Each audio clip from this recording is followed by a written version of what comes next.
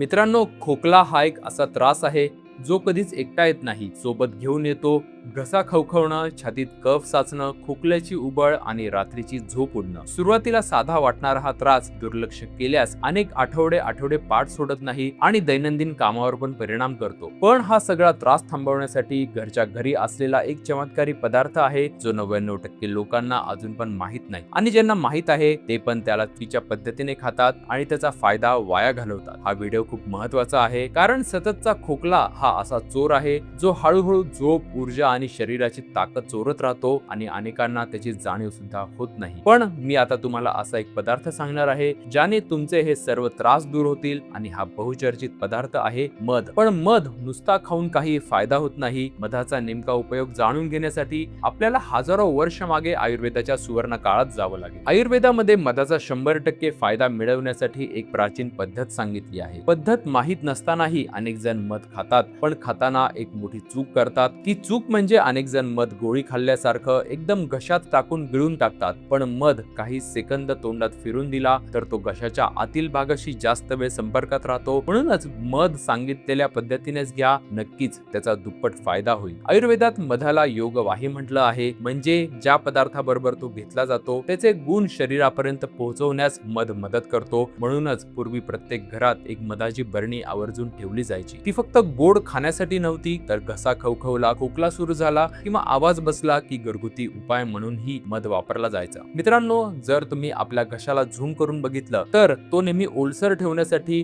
घशावर एक नैसर्गिक संरक्षक थर असतो. हा थर व्यवस्थित असेल तर घसा जंतूंशी लढत राहतो, पण जेव्हा वारंवार संसर्ग होतो किंवा कफाचं प्रमाण वाढतं तेव्हा हा संरक्षण थर जास्त कफ तयार करू लागतो आणि तिथूनच सुरू होतो सततचा खोकला, घसा खवखवणं आणि वारंवार येणाऱ्या खोकल्याच्या उबळी. मित्रांनो, आता आपण खोकल्यावरचा रामबाण उपाय जाणून घेऊयात. पण आपण आजकाल बघतो की अनेक जण गुडघे मणके दुखायला लागले की वेदना कमी करण्यावरच भर देतात. पण वेदना का होत आहे याचा नेमका विचार कोणीच करत नाही. गोष्ट कायम लक्षात ठेवा, गुडघे आणि मणक्यांचे आजार एका दिवसात होत नाहीत आणि ते एका गोळीनेही बरे होत नाही. म्हणूनच योग्य वेळी योग्य उपचार मिळणं खूप महत्त्वाचं असतं. याच उद्देशाने जीवन ऊर्जा चिकित्सालयाने गुडघेदुखीवर विशेष उपचार विकसित केले आहेत. या उपचार पद्धतीमध्ये प्लेटलेट रिच प्लाझ्मा सारख्या आधुनिक तंत्रज्ञानाचा उपयोग करून गुडघ्यांच्या त्रासांवर काम केलं जातं. या उपचारांचा लाभ घेत अनेक रुग्णांना शस्त्रक्रिया टाळण्यास मदत झाली आहे. जर तुमच्या ओळखीमध्ये कुणी या त्रासामुळे हैराण झाला असेल तर त्यांना एकदा तरी नक्कीच जीवन ऊर्जामध्ये संपर्क करायला सांगा. आता आपण परत व्हिडिओकडे वळूयात आणि समजून घेऊयात ती आयुर्वेदिक पद्धत ज्या पद्धतीने जर आपण मध खाल्ला तर पुन्हा आपल्याला खोकल्याचा त्रास होणार नाही. हे कसं करायचं ही पद्धत नीट समजून घ्या, कारण योग्य पद्धतीने केल्याने चांगला परिणाम मिळतो. पहिली स्टेप, एका छोट्या वाटीत 2 चमचे मध घ्या. दुसरी स्टेप, त्यात बिया काढून अर्ध लिंबू पिळा. तिसरी स्टेप,